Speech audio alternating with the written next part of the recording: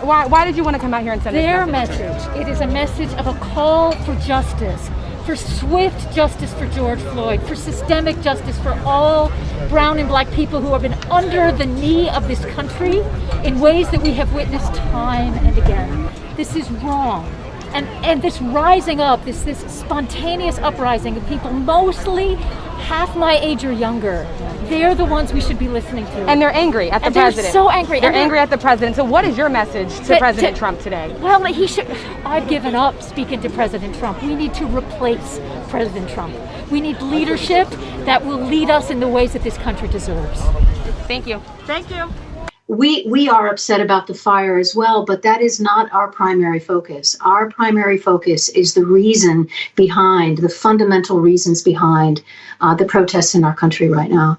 There is a deep desire for the fundamental issues at stake brought to light by the murderous death of George Floyd and the countless others that we've witnessed in this long string of violence against black and brown people, that needs to be addressed in a systemic, fundamental way in the from every police department in the country and the vigilante civilian actions that are taken. The gospel of Jesus and the teachings of the scripture are antithetical to the messages that he is communicating and the way he is responding to people in this moment, and that there is no spiritual mantle of authority for the actions that he had just moments before said that he would take. These woke Scapalians or Episcopokians or whatever they're calling themselves today. This is ridiculous. This was terrible.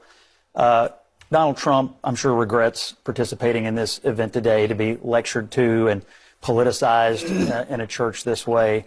And I thought it was, frankly, a disgrace to what they did at this event. I don't know if this event will happen ever again.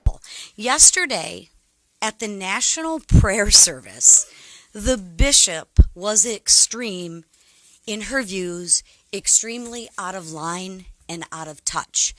And what she did was uncalled for. What's up, guys? Welcome back to the channel. So in this video, we're going to try to watch the ladies from The View, or I think it's Joy Behar more specifically, try to defend this woke bishop that tried to give Donald Trump a lecture.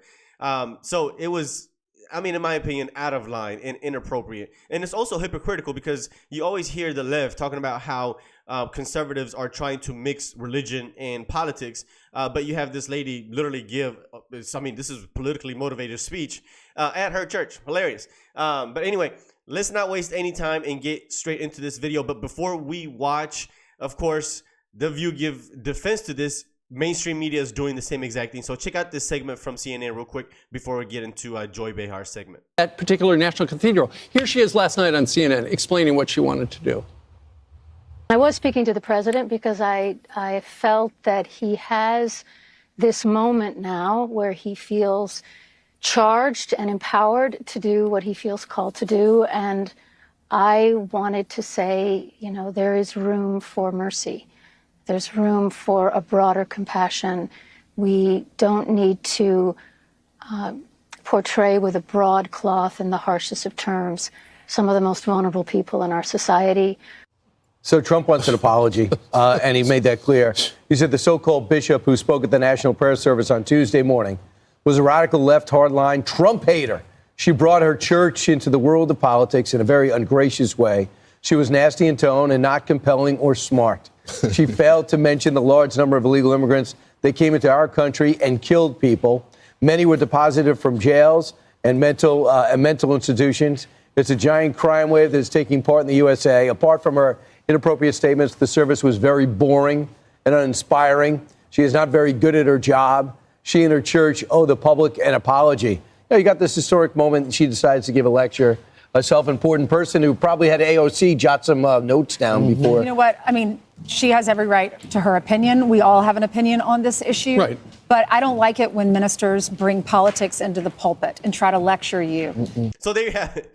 There you have it. Once again, the two groups of people, mainstream media and shows like The View, these woke late night shows or daytime shows that try to defend nonsense stuff like this. So let's get into this quick segment here with Joy. You seem to have more fearlessness than anyone in Congress right now, ma'am.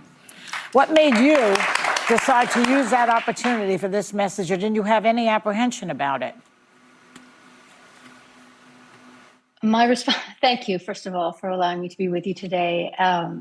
My responsibility that morning, yesterday morning, was to reflect, to pray with the nation for unity. And as I was pondering what are the foundations of unity, I wanted to emphasize respecting the honor and dignity of every human being, basic honesty and humility.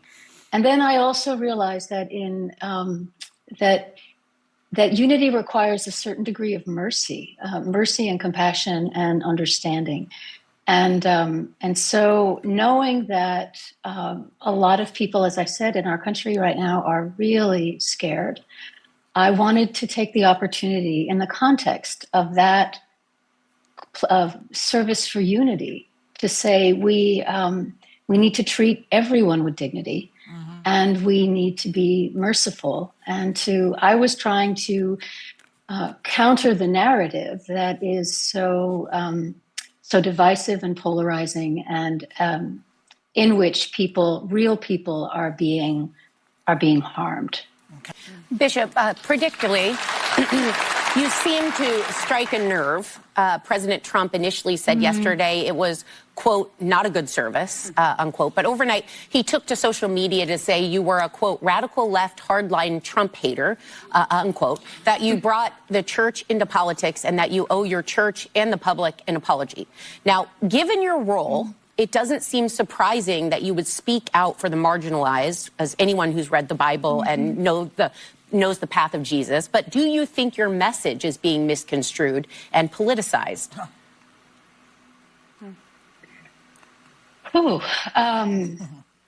Well, sure. Yeah. But I think if you read what I said, and I mean, how could it not be politicized, right? We're in a hyper-political climate. One of the things I caution about is the culture of contempt in which we live that immediately rushes to the worst possible interpretations of what people are saying and to put them in categories such as the ones you've just described. That's part of the air we breathe now. And I was trying to speak a truth that I felt needed to be said, but to do it in as respectful and kind a way as I could. And also to bring other voices into the conversation, which voices that had not been heard in the public space for some time. Yeah, so there you have it, guys. So once again, the ladies from The View trying to defend something that is just indefensible at this point.